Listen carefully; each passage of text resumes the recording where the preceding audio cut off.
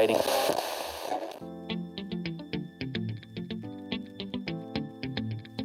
It's PDGA Radio with Grant Zellner and Jennifer Allen, and joining us again, Robert, I think it's been almost a year to the date. It's Robert Leonard, Policy and Compliance Specialist with the PDGA, also a Marshal, as you can see right there on your shirt for our viewers, that is.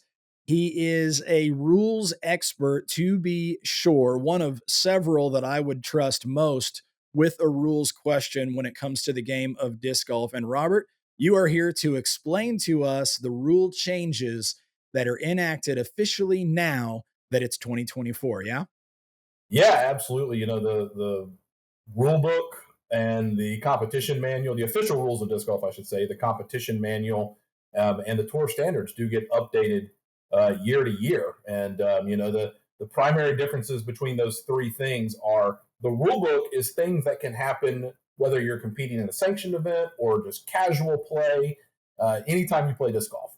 The competition manual is related to PDGA sanctioned tournaments, and tour standards are guidelines and expectations for how those tournaments run. So we have had major and minor updates in all three for 2024, as is common for every calendar year. Nice. Well, I don't know. I'm going to leave it to you actually because of your expertise in terms of how to get in. I assume there's, I don't know, half a dozen, a dozen. I don't know how many total individual changes, but you know which ones are the most important, which ones, say, players are most likely to encounter either on the course or as something related to competition. So I'm going to let you prioritize for us, and let's just run through at least the most important ones that our listeners are most likely to encounter. Yeah, absolutely. There were what I think are two major changes to the rule book this year. The first one of those we find in 803.01 moving obstacles.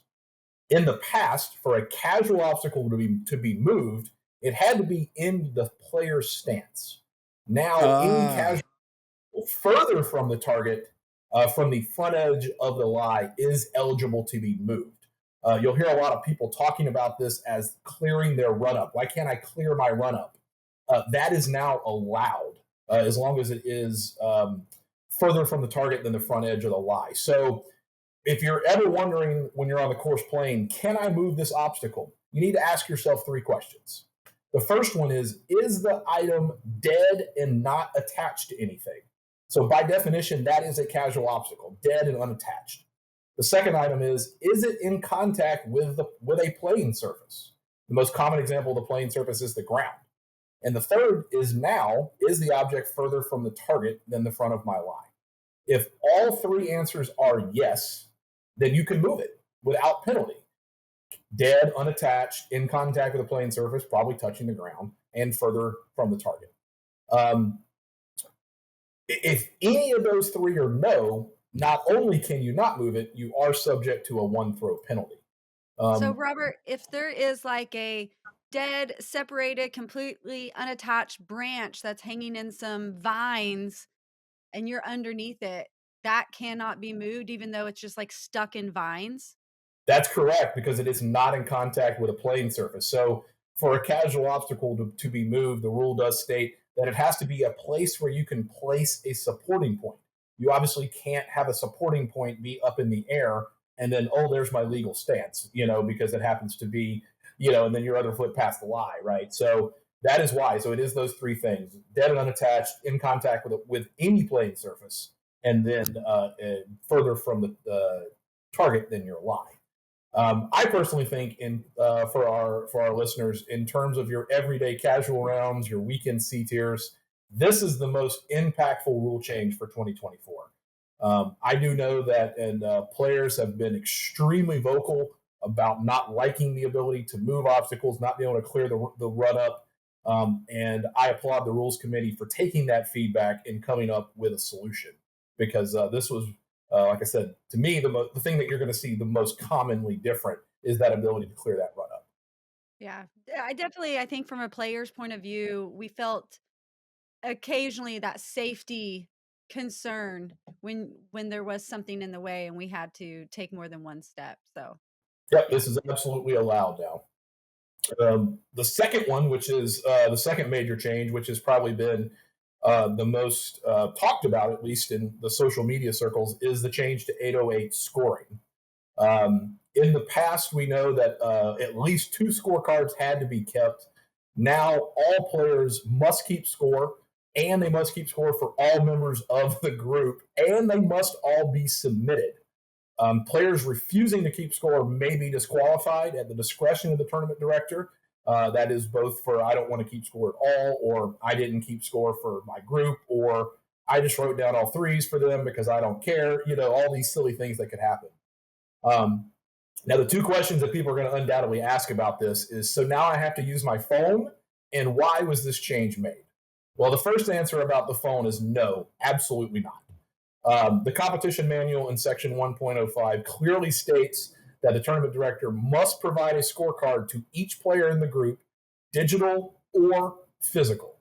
So if you don't have a smartphone, maybe you don't have data, maybe you simply don't want to use your phone during play, any of these reasons are completely valid. And just simply ask for a paper scorecard, and the TD is required to provide you with those materials. Um, I personally have gotten a lot of questions about the schematics of this and procedures, how tournament directors can do this. So I quickly wanted to take a second and offer some advice from tournament directors. First and foremost, everything in disc golf scene is customizable for the tournament director. Simply adding a custom field at registration. Do you need a paper scorecard? Will you use your phone? Right? That's a lot of good knowledge to know if I need to have 40 ready or maybe 100 ready. Which can really help you be prepared and also cut down on printing cost. And I also recommend, especially if you're running a shotgun start, when that player checks in, ask that player, are you going to keep score on your phone? And then if they say no, not only do you want to go ahead and hand them that paper scorecard, I'm going to give them the entire tournament's worth of scorecards, because now I don't have to go find them at lunch. I don't have to figure out where they're starting tomorrow. I don't got to keep a list. Okay, now I got to go to hole 11 and find John. Now I got to go to hole 4 and find Sarah. It takes away some of that and make sure that I get it. So I think doing those couple of steps and just taking those few minutes to be prepared is going to solve a lot of problems. Now, the second question that has been floating around about this is just the why. Why has this change been made? Mm-hmm. Well, scorekeeping, if you really think about it, has always had the intention is always to be done by everybody. If you think about it, before digital scoring, there was this passing of the scorecard. It was almost jokes. Okay, I did my four holes. Here you go. Get away from me, right? And sure, you might have played a round where you didn't score. You might even have played a tournament where you didn't score, but you certainly didn't play an entire year where you never scored. And if anybody who has talked to me knows, I'm a big proponent of digital scoring and big proponent of all the advantages that it brings for the event. But the biggest disadvantage of it is you had players who would go years without ever scoring a single hole of disc golf. Completely gets rid of the point of the rule. And this change does basically force that. Now it is kind of back to at some point you're going to have to score. Now it's everything. But that is basically the main point of this change. It just makes everyone responsible. And like the very first time that I ever had an entire group had to score on cards was in Australia. And it saved me a couple strokes because two other players wrote me down for different scores because it was 120 degrees. They were long holes. It was hot. We could barely know our names. And so people were just writing down scores. And so with all five of us having scorecards, it was very easy to be like, oh, nope, this definitely is what happened because we have three other cards that match. And so I think it really helps not only on finding errors, making people accountable, teaching you. I mean, that's part of golf is to know how to score. When you teach a child how to play, or a new player even, like that's part of learning how to play golf is this is a stroke, this is how you count them, you're adding up your scores. I mean, in the school systems, this is where the PE teachers get to say, oh, it's curriculum. I mean, it's just part of the game. So I absolutely love this change. You do use math in real life. Who knew? This is why you learned, right? Jen, I'm curious about your, because of, you played in many of the tournaments that I continue to monitor and try to play in as often as I'm home and can here in my neck of the woods. And then of course you've been on tour. What is your perception of how this will be received? Because I can think off the top of my head, and I don't say this critically, but I can think off the top of my head of a handful of pros that I've encountered repeatedly over the last 2 or 3 years that I know never volunteer. They might volunteer their caddy if they have a caddy Mhm. at that particular event. Now they're gonna have to keep score, or I guess, Robert, maybe this is a clarifying question. Can a player designate their caddy to keep their score on behalf of them? That's allowable still, yeah? Absolutely, and that's actually another rule change. But I definitely want to hear Jen's point here as well on this topic.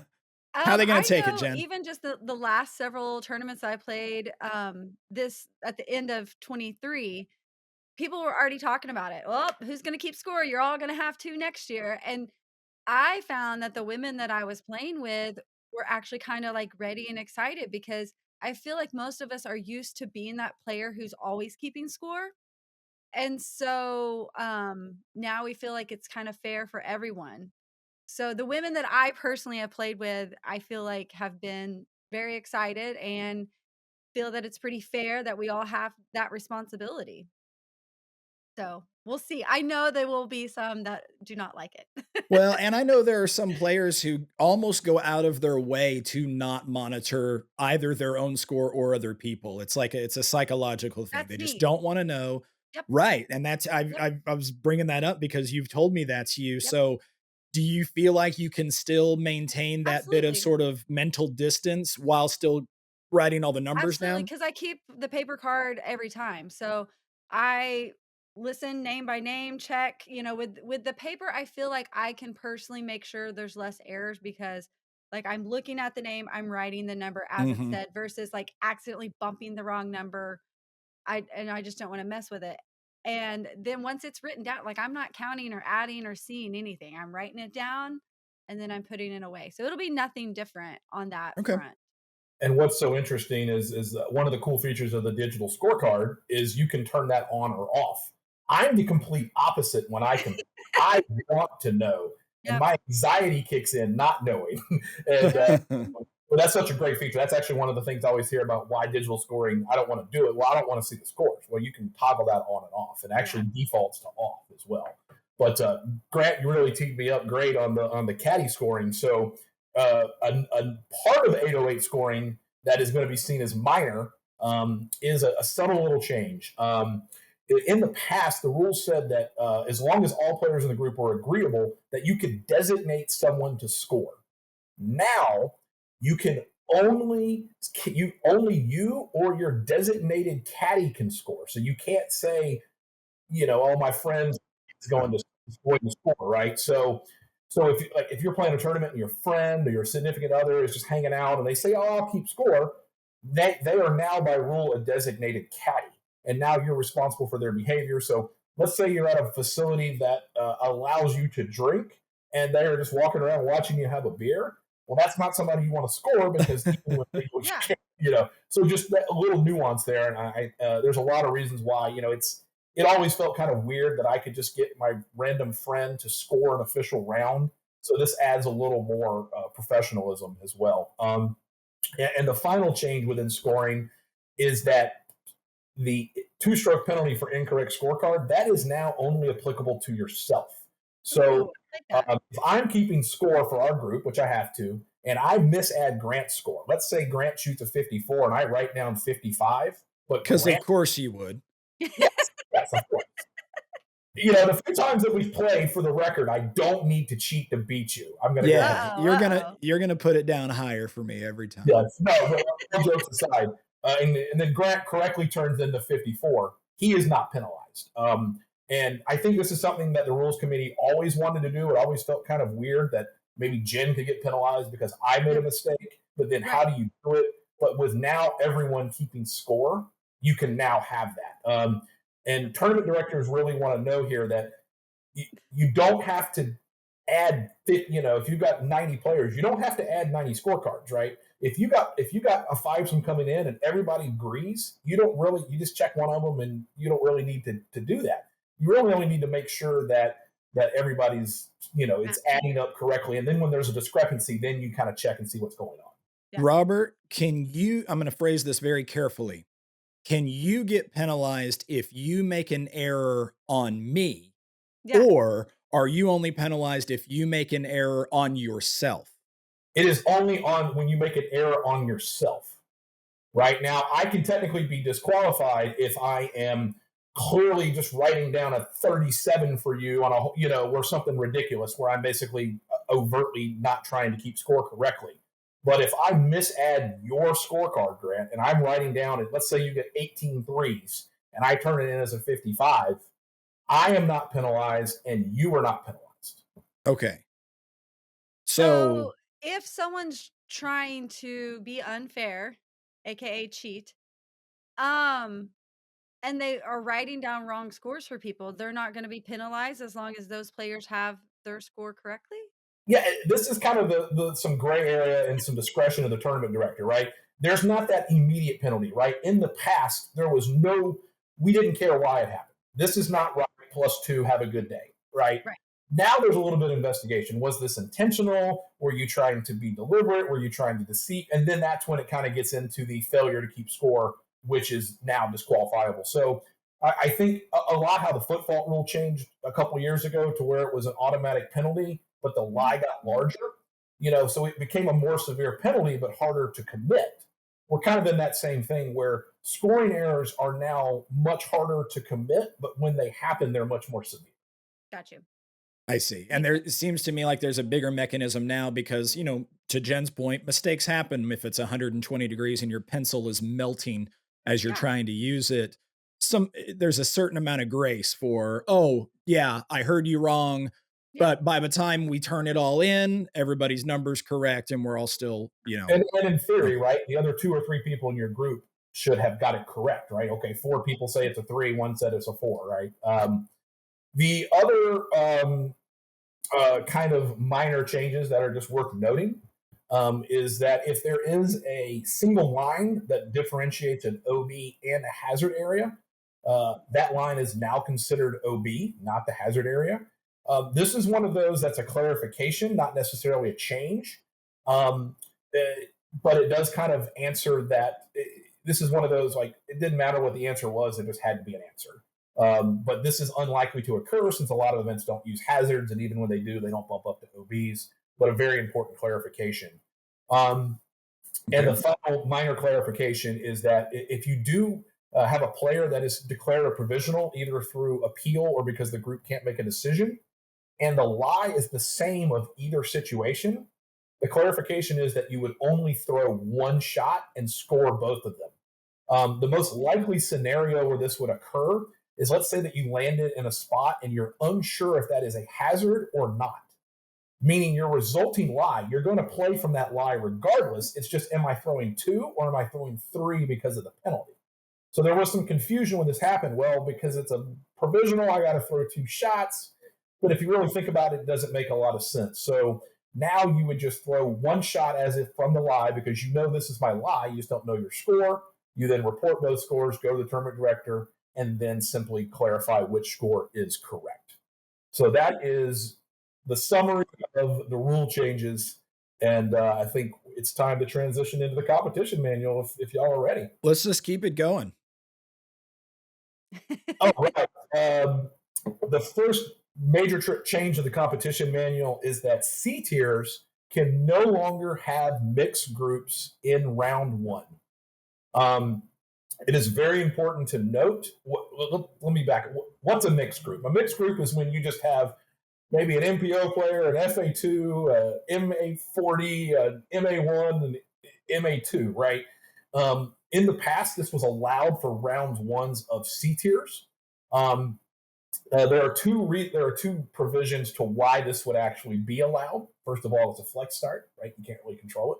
And if it's an event, this does not apply to events outside the US or Canada. In Europe, the tradition is to mix cards all the time. So this is only for US and Canada. The other question, I actually had a local TD ask me this question today as he was reviewing the rules, is Well, if I can't mix groups, what happens if the math makes it impossible? Well, that provision still exists. So if you have fivesomes because you have 18 holes and 90 players, um, I run one of these every year, and for the last 20 years, I have never had every division divisible by 5. Right? It's just not going to happen. So the rules just say that you do need to mix as little as possible. So if you've got a division of 8 and a division of 12, okay, you do a couple fivesomes, and then maybe you take the 3 left over and the 2 left over, right? So that's mixing as little as possible. A very completely new thing to the PDGA is in 1.09 ties. The PDGA has now approved the use of an aggregate playoff format for any event. So an aggregate playoff is the total score on a set of holes. If you think that is essentially what disc golf is, right? And that's what a tournament is, right? It is a total score of a preset number of holes, 8, 72, 60, whatever we're playing that weekend. Well, this is the exact same thing, except you apply it to the playoff. So if I'm playing a 3-hole aggregate playoff against Grant, and Grant beats me on hole 1, right? In the past, the playoff's over, Grant's our champion, right? It does not matter because we have determined that we are playing a 3-hole set of playoffs. So no matter what happens on hole 1, no matter what happens on hole 2, Grant and I are playing holes 1, 2, and hole 3. Wow. And it's also important to clarify that this is not match play, right? So let's say that Grant gets a 2 on hole 1, a 2 on hole 2, and then gets a 6 on hole 3. His total is 10. And let's say that I get a 3 on all 3 holes, my total is 9. Even though Grant has beat me on 2 of the 3 holes, I am the winner because I have had the lowest total score in that predetermined set. Robert, did that really have to be your example? You know it did. Did you say this is every tournament must do this playoff? No. Or they can pick like it's a 1-hole sudden death? So if a tournament director does not declare, it is automatically hole 1 sudden death of the final round layout. So just as, let's say a tournament director wanted to play hole 18 in a playoff, they had to announce that ahead of time, right? And they had, how many times have you seen a caddy book where it says the playoff, and it's important to know that if you want to maybe practice those playoff holes, right?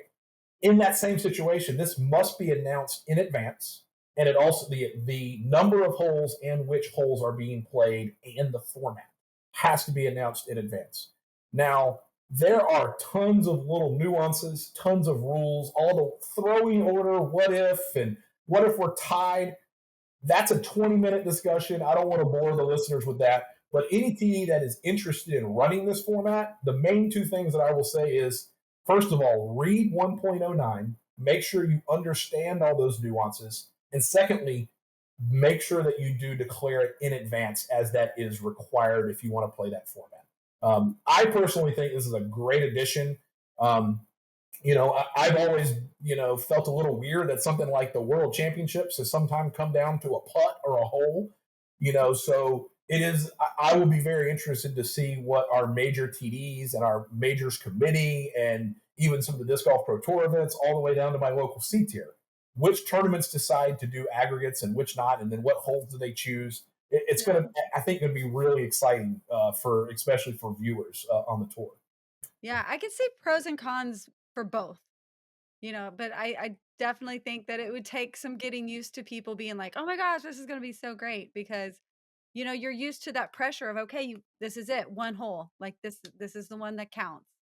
So, but I agree on. And add some fairness, right? But then it can also add in some boredom, right? If somebody's up 3 with 1 hole to play, it's like, oh wow, they're just going to pitch down the fairway. It's not as dramatic, right? But then for the player, I can see an argument of it being way more fair because a random spit out or a bad kick or a bad roll doesn't cost you the tournament. But that's part of the game. But the main thing is the tournament directors do have that discretion to do that. And just like I said, just make sure that you are announcing it in advance. And not only that, but a subset of holes. The next change is to 3.02 pace of play. This update is to clarify that things that are basically, and I'm going to use the finger quotes, time wasters that the entire group does, running to the car for 10 minutes, walking over to the previous hole to see how your friend's doing, all these things that are not related to the 30 seconds that you have to throw, but still delay the round. Those have always technically been not allowed. That's where undue delay comes in. So there's two aspects of time. There's 30 seconds to throw, and then there's undue delay, which is very rarely called, but it's these other things. In the past, so the change is that in the past, undue delay was only subject to the person causing it. Now the entire group is subject to undue delay penalties. And the point of this is to encourage that group to say, guys, come on. I'm not going to be penalized because you're taking your time, right? To kind of avoid that. Also within this is a tournament official or a tournament director at any event has the ability to now this is completely new, put a group on the clock. There's a lot of nuances about how they do that. You have to verbalize it. You have to let them know that you're stopped, et cetera, et cetera. But basically when a tournament official or a TD feels that the group is behind, they now can just go over and say, guys, you're on the clock. And then they time every shot. They look for undue delays and things like that. This is one of those. This practice is on tour. Players on tour are kind of familiar with this. Like, hey, you're 3 holes behind. I'm just going to walk. I was going to say, I thought this was something we had.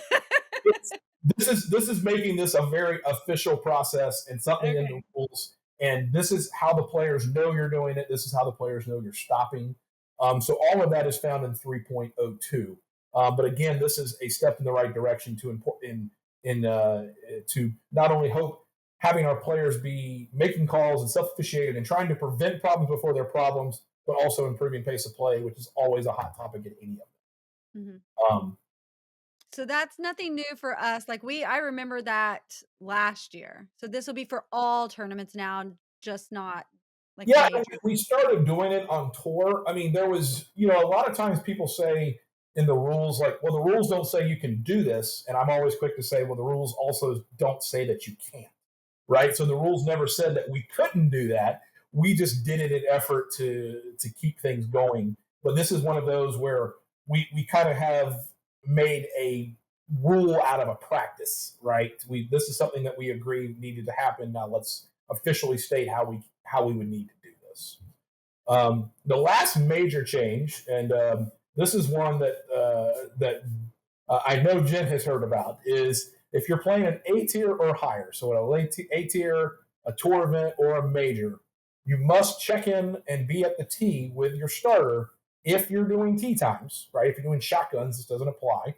But if you are doing tee times, you must be at your tee 5 minutes prior to your tee time or face a 2-throw penalty to start the round. There are tons of things that have to happen for a round to start, especially with having to get everybody started on scorecards now. Mm-hmm. The example that I was always using, and Jen remembers this from U.S. Women's this year, U.S. Women's had a ton of bad weather. We had trees falling. The course, we had to change things every single round for safety reasons. Hey, if you land here, there's a dead limb because we had this hurricane come through. Imagine players not being at the tee to receive that information. So this is another step, not only to get these things figured out, but a way to make sure our players are given all the information that they need. Minor changes in the competition manual to quickly go through. If you remember originally, the board and the competition committee had passed that to play a C tier, you had to be a member. After member feedback, that was changed. And the middle ground is now TDs can now offer a pre-registration for members in C tiers, right? So if you're running a C tier, if you're a member, you can start registering Monday. And then if there's spots come Thursday, non-members can register. Just another really cool member benefit.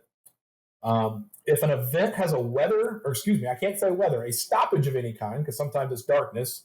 If an event has a stoppage of any kind, which is most commonly weather, and a player continues play, they can now be given a 2-throw penalty. So it is very important to note what continuing play is and is not. Continuing play is not, I feel safe. It's dark. I just want to keep practicing. I want to go putt. That is not continuing play. But an effort to continue the round, scoring a hole, things like that is continuing play.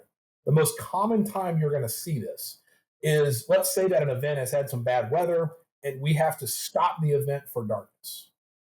And how many times have you heard a story about this guy was on hole 18 feet away. He didn't want to finish putting because who wants to get up at 7:30 in the morning to go make an 18-footer?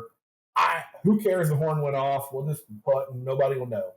That is now a 2-throw penalty because you have now continued play.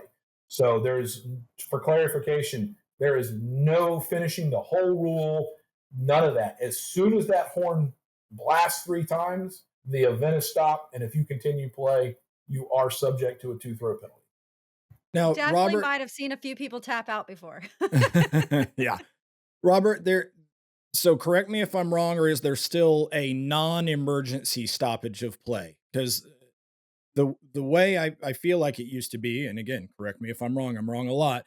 There was the emergency stoppage, lightning, get to shelter immediately, do not pass go, do not collect $200, go now. Or there was, we're calling it now because of, say, a non-safety related problem like darkness. You may finish the hole if you like. Is there still that dichotomy, or are you saying there's only one form of stoppage and it means go home? Yeah, technically there was never the option to finish the hole.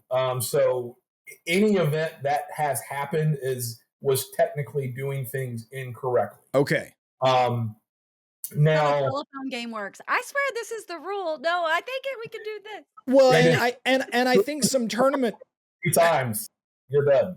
Well, and I think some tournament directors, in an effort to be as amenable to as many people as possible, might have even sort of propagated that. Like, it's dark, you can finish if you want. Like they tried to be.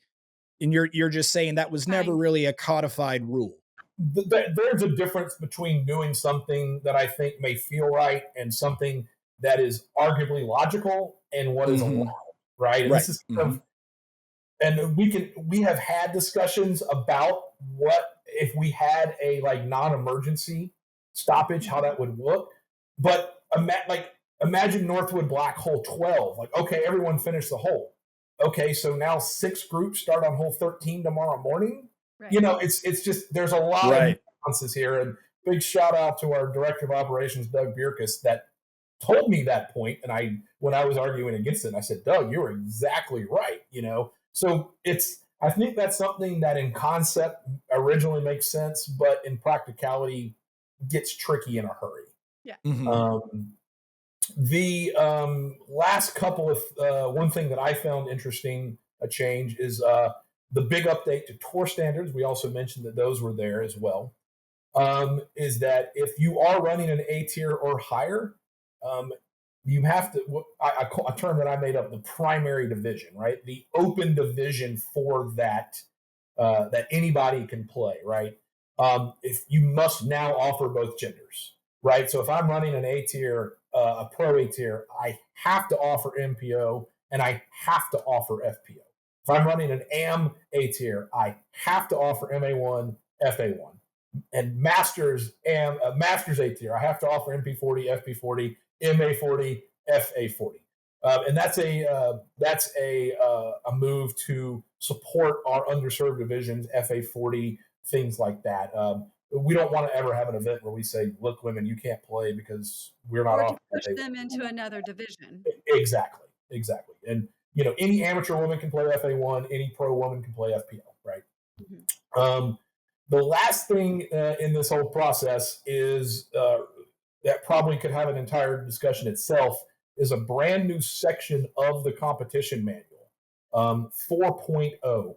4.0 was added this year, and it only applies to majors and elite series events. Let me say this again. It only applies to majors and elite series events. I cannot tell you how many people saw the change and said, oh my goodness, I have to wear a polo at every event. No, it only applies to majors and elite series events, right? So unless you are competing in one of those events, you do not need to worry yourself about that. But if you are, you should take those few minutes and read that, because it does have some things that are a little different from the rule book, and changes and clarifications and things like that. I It's like 7 sections to it. I'm not going to talk about those. That's one of those things you can read on your own. But the point of 4.0 is it does essentially solve 3 problems that we were having. First and foremost is it does consolidate areas of random references throughout the competition manual that apply to these events. Um, I had the most common example of this is the dress code, right? If you actually look at the old dress code rule, it was like, here's the dress code, A, B, C, D, E, F. Oh, wait a minute. If you're playing an elite event, G, H, I, and unless you kind of knew that was there, you wouldn't find it. I had a situation. I'm good friends with Paul Macbeth, so I will call him out on this. Paul Macbeth had a female caddy at an event, and the female caddy was not following the dress code. And I pointed that out, and he says, "How would I ever know where to look for the female dress code?"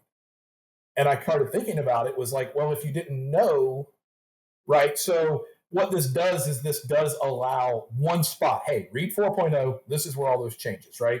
And there's a lot of those kind of consolidated spots where you can just say, here's one spot where these things are a little different.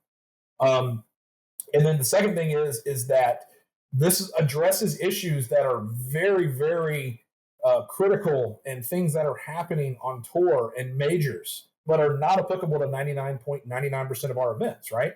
We don't need to worry about how spectator rope is handled at your local C tier. That's a very important thing at a major or an elite, right? So it does have that spot for these clarifications for these situations that you would run to. And then the last thing, and I know this is something that our Pro Tour Players Committee has been very vocal about, and the Disc Golf Pro Tour staff, is that this has started the framework for a separate set of rules for our tour. And that doesn't mean that we'll ever get there. That doesn't mean that every single thing that we think should be there will ever be there. But this is that framework, right? The board has approved this addition. They do see that this is really important, that we do have, hey, the tour is different. These majors are different. We need to start thinking about them differently. And this kind of starts that framework. And, this is the starting point. And if it is decided by the competition committee and majors committee and Pro Tour Players Committee and all these things that need to happen, that we do need a subset of rules, in 5 or 6 years, we're going to look back and say, okay, well, it was 4.0 that started that. So big shout out to the operations and logistics staff for this. Big shout out to the board, Pro Tour Players Committee. This was a massive collaboration to get 4.0, Disc Golf Pro Tour staff, and I think it's a step in the right direction for sure. On Robert, when you said that TDs must create divisions, was that only for A tiers and above? Yes. So A tiers and above, right? So you can't local B tier. Correct. So B tier, it is still an option, but the point of that was to our most elite events. We wanted to make sure that nobody was barred from playing a division at a larger elite event.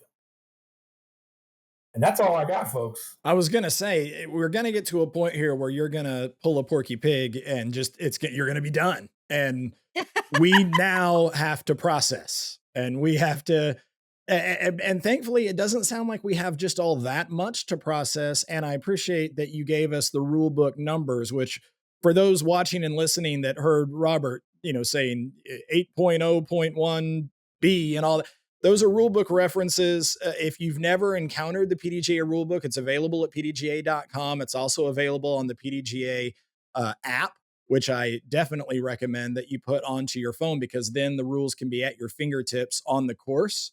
And those numbers will very, very quickly make sense, even if they didn't during the course of this conversation. In fact, they'll make sense to a point where you'll find it gets easier and easier with time to look up exactly the problem that you're encountering and find the solution right there in the rule books. Jennifer, correct me if I'm wrong.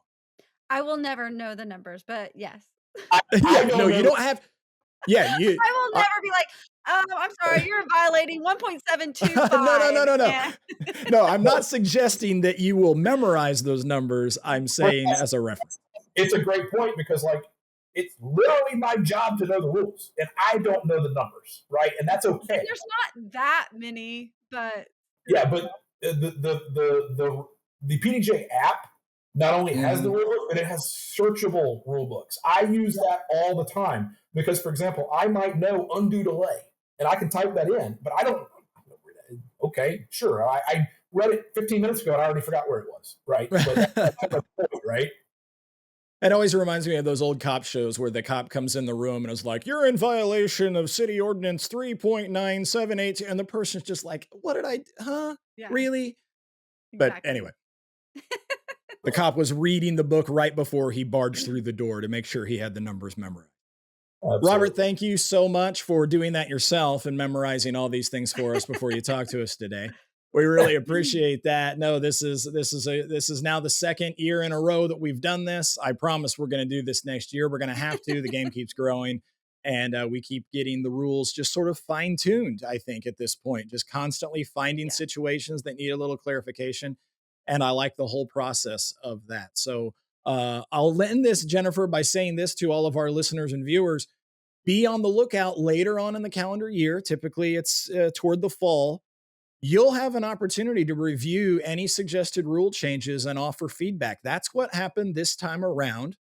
And you may have seen some articles back and forth on PDGA.com. These are the rules that Robert just clarified that actually went through to the point of being officially added to the rule book. You get to participate in that process as a PDGA member. It's another reason why maybe you should go ahead and update that membership. So, Jennifer, Robert, anything else before we let everybody go? Let's do it. I have one more week before I start using these rules. Well, by the time this episode drops, Jen, you might already have competed in your first event of the year. So best of luck to you ahead of time. We'll check in and see how you did. Otherwise, keep slinging those discs. Thanks for watching and listening to PDGA Radio. We'll see you down the road.